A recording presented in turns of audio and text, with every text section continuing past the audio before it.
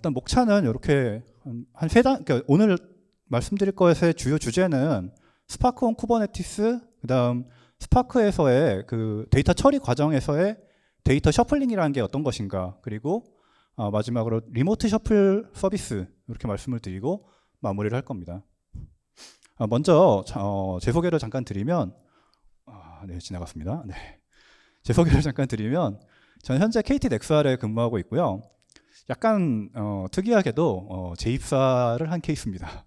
많지 않지만, 네, 나갔다가 다시 들어와서 재입사를 해서 지금 다니고 있고, 주로 이제 데이터 처리야, 기존에는 이제 하둡 기반의 빅데이터 뭐 이런 걸 많이 좀 했었고, 지금은 이제 그 클라우드 기반의 데이터 처리 뭐 그런 과정에서의 오픈 소스 이런 것들에 집중을 좀 하고 있습니다.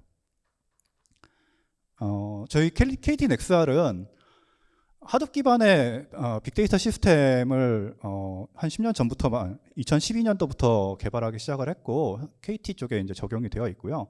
그 이후로도 계속 발전을 해와서 2023년 얼마 전에 쿠버네티스 기반의 데이터 레이크 플랫폼 엔답 7.0을 얼마 전에 출시를 하였습니다. 요거는 이제 클러스터, 컨테이너 클러스터가 대상인 만큼 온프라미스 딜리버리보다 약간 서비스 쪽으로도 집중을 해서 제품을 개발하게 되었습니다. 요런 네.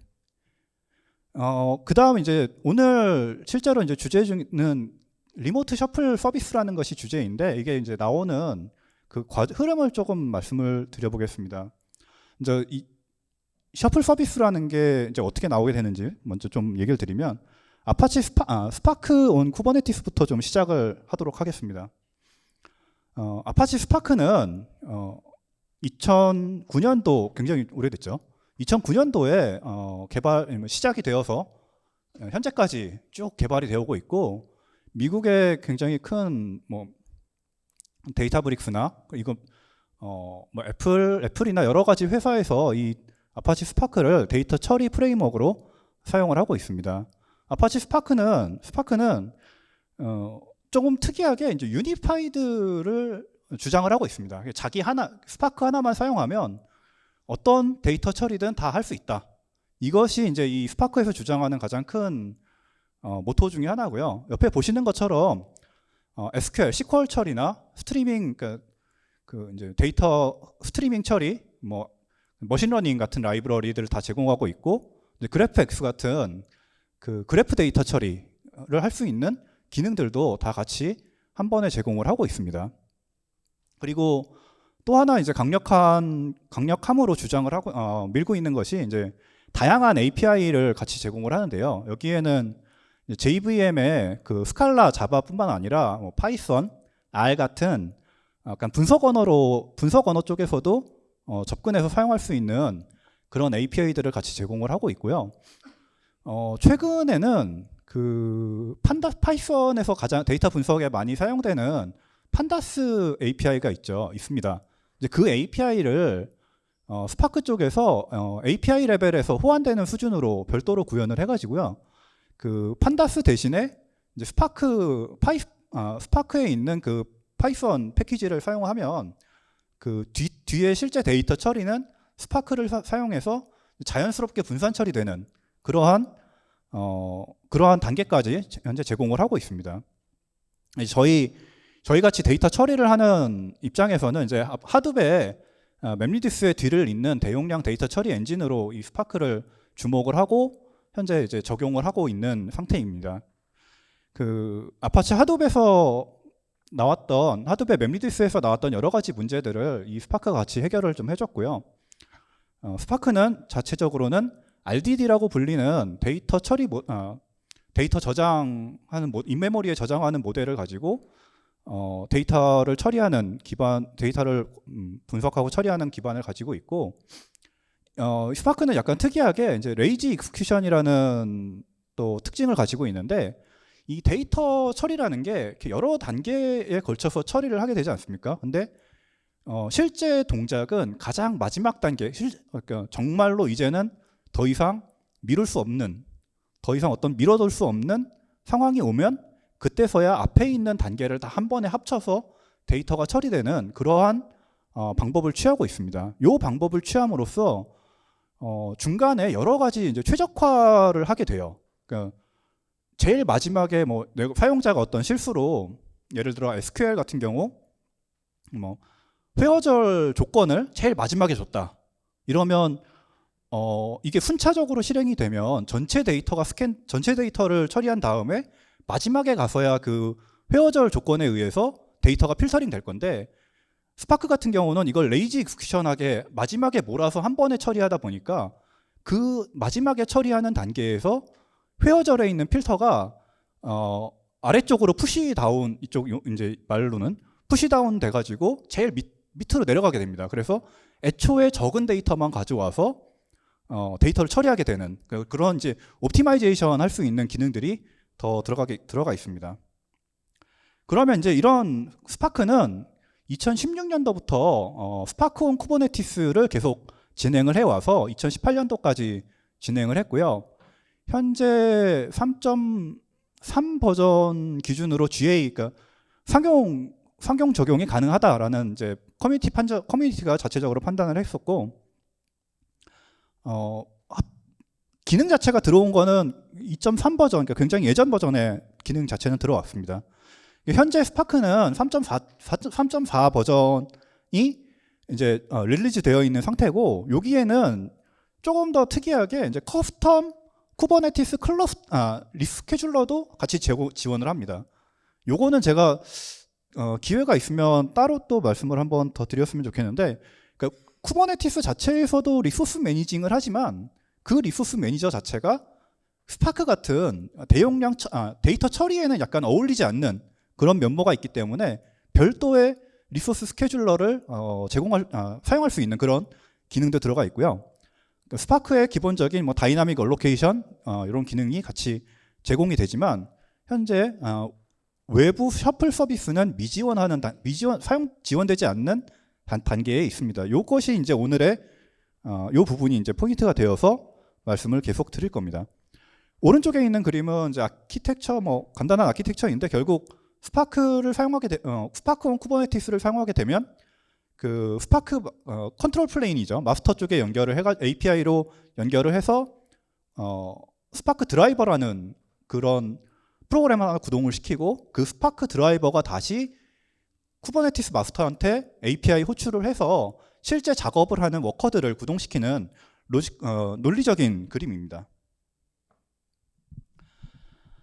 앞서 말씀드렸던 것처럼 현재 스파크는 외부 셔플 서비스를 지원하지 않고 있습니다.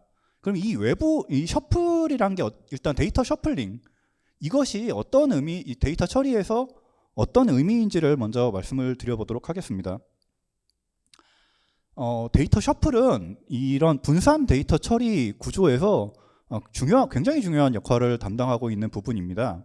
현재 이제 하둡의 프로젝트였던 맵리드스, 그 이후에 스파크, 트리노 같은 프레스토 같은 분산 데이터 처리 프로그램에서 이제 주로 사용이 되고 있는데, 저 오른쪽의 그림을 봐주시면 각각의 단계들, 뭐 A에서 B, C에서 D 이렇게 단계들이 연결이 되어 있는 걸 보실 수 있는데요. 이 중에 약간 다른 부분들이 좀 있습니다. C하고 D 같은 경우는 그냥 일직선으로 연결이 되어 있습니다. 하지만 A하고 B 혹은 F하고 G 같은 경우는 이게 섞입니다. 하나에서 나온 게 한 군데로만 가는 게 아니라 다른 쪽으로도 같이 데이터가 가야 된다는, 이동한다는 그런 뜻의 그림이고요.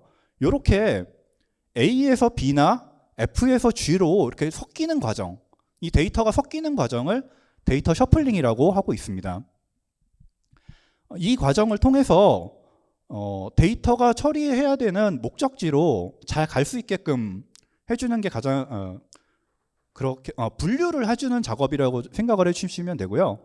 실제로 내부적으로는 이제 정렬도 같이 발생을 하게 됩니다. 그래서 이 셔플링이 일어난다는 것은 굉장히 많은 그러니까 전체 데이터를 정렬을 해야 되니까 많은 리소스 자원을 사용하게 되는 그런 단계고, 데이터를 또 최대한 균등하게 분배함으로써 이후에 있는 데이터 처리 쪽에서도 최대한 성능을 끌어올릴 수 있도록 하는 그런 중요한 단계입니다. 그리고 당연히 말씀드린 것처럼 이런 재분배 과정에서는 셔플링 과정에서는 정렬을 위해서 CPU가 사용이 되고, 그리고 이런 데이터들이 일종의 이제 템포러리 임시 데이터가 쓰여지게 되고요. 그 쓰여진 데이터를 다음 단계에서 읽어가기 때문에 네트워크를 인한 그런 비용들이 발생을 하게 됩니다. 그러면 지금까지는 이런 데이터 셔플링이라는 것이 어떤 구조를 가지고 있었는지를 말씀을 드리도록 하겠습니다. 먼저 이제 특히 이제 컨테이너 클라우드가 적용되기 이전에는 주로 대부분 다 이런 식의 이제 구축형 구조였고요. 구축형 구조에서는 그림에 보시는 것처럼 별도의 셔플 매니저가 자리를 하게 됩니다. 어떻게 그냥 좀 단순하게 생각하면 그런 데이터를 관리하는 별도의 프로그램이 있는 겁니다.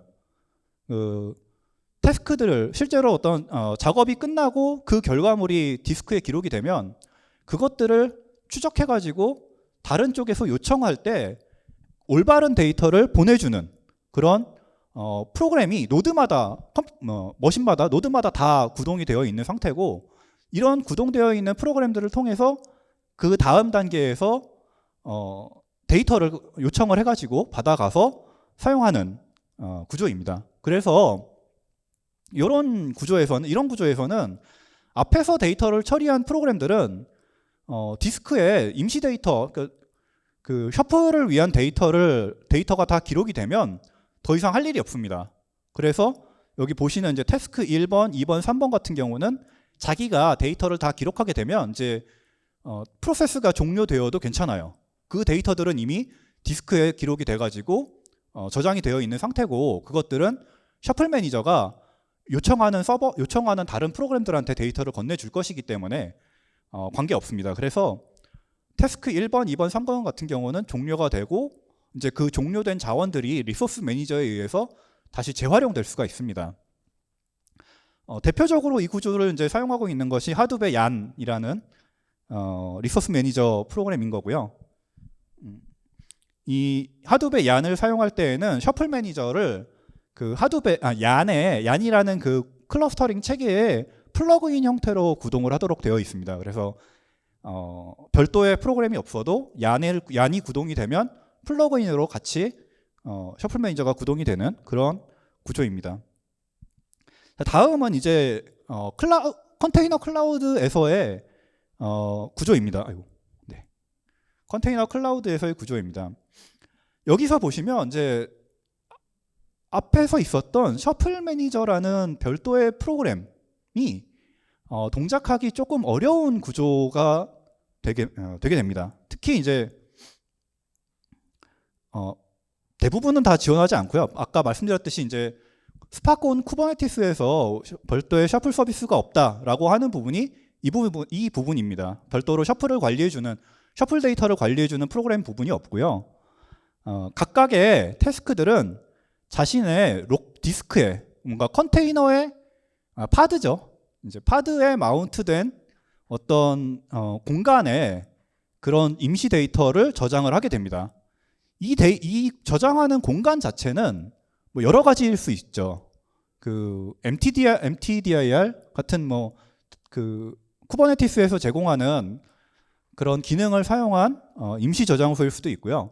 로컬 스토리지를 연결해서 이런 저장소로 로컬 디스크죠. 노드에 있는 그런 마운트해서 사용하는 방법도 있고, 또 오늘 이제 주제 중에 하나인 셉에서 제공하는 그런 블럭 디바이스 같은 장치를 마운트해서 아예 디스크를 네트워크로 제공하는 그런 유즈 케이스, 그런 사용도 가능합니다.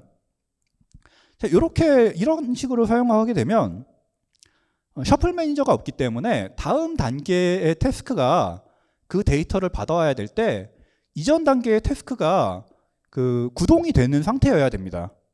이게 컨테이너 저 디스크의 볼륨의 특성에 따라서 조금 다를 것 같긴 한데, 대부분 이제 리드라이트 동시 마운트가 좀 어려웠습니다. 저희는 이거 하면서 이런 구조를 사용하게 된 게 이제 저런 각각의 파드에 마운트되는 볼륨들을 리드라이트 가능한 상태로 멀티플 컨테이너에 마운트를 시켰어야 되는데, 그래야 뭔가 이제 앞에서 보셨던 그런 셔플 서비스 같은, 셔플 매니저 같은 애가 전체를 다 관장하면서 이제 서비스를 할 수 있을 건데, 그게 좀 어려웠고요. 아마 스파크 쪽에서도 그렇게 생각을 하지 않았나 싶습니다. 그래서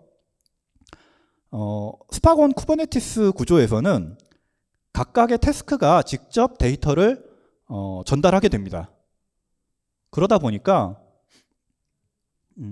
앞에서 보여드렸던 구축형 구조와는 다르게 태스크가 구동이 CPU나 어떤 연산을 하지 않더라도, 데이터 처리를 하지 않더라도 컨테이너 자체는 살아 있어야 됩니다. 프로세스 자체는 살아 있어야, 그것이 그래야 다음번에 오는, 다음에 실행되는 그런 프로세스에서 데이터를 요청했을 때 데이터를 다 전달을 할 수 있는 형태가 되게 됩니다. 이 경우에 그럼 계속 언제까지 살아있을 수는 없으니까 스파크 쪽에서는 이제 셔플 트래킹이라는 기능을 구현을 했고요. 저 셔플 트래킹을 사용을 하면 이 데이터가 내가 만들어낸 이 데이터, 셔플 데이터가 전부 다 사용이 됐는지 혹은 전부 다 사용이 되지 않았는지 이런 것들을 추적을 할 수 있습니다. 스파크가 스스로 추적을 해가지고 데이터가 다 사용이 됐다라고 하면 이제 그 태스크가 이제 종료될 수 있는 그런 기능을 제공을 하고 있습니다. 그래서 앞서 그 스파건 쿠버네티스 슬라이드에서 말씀드린 다이나믹 얼로케이션이라는 기능이 이러한 그 태스크들을 동적으로 생성해서 구동시키고 사용이 다 끝나면 종료하고 이런 기능인데요. 구축형 구조와 비교했을 때 완벽히 동일하게 동작되지는 않습니다. 얘네들은 그런 셔플 데이터를 제공할 때까지 좀 더 살아 있어야 되는 그런 필요성들이 조금 더 있는 상태입니다. 자, 여기까지 이제 보셨으면, 말씀을 드렸으면 이제 데이터 셔플, 스파콘 쿠버네티스 그리고 데이터 셔플링이라는 것이 어떤 것인지 이제 짐작을 했으리라 생각이 되고, 그래서 이제 이 방법을 해결할 수 있는 방법들이 어떤 게 있을까라고 여러 회사들이 고민을 많이 하셨습니다. 이건 저희는 아직 못한 단계인데 많이 외국에 많은 회사에서 이제 고민을 하시고 있고, 그래서 나온 것이 이제 그러면 저 중간 데이터, 셔플링 되는 데이터를 결국 로컬에 저장하는 게 문제면 저걸 원격지로 어딘가로 저장을 빼버리면 되지 않겠냐라는 아이디어에서 이런 리모트 셔플 서비스라는 것이 개발이 되기 시작을 했습니다.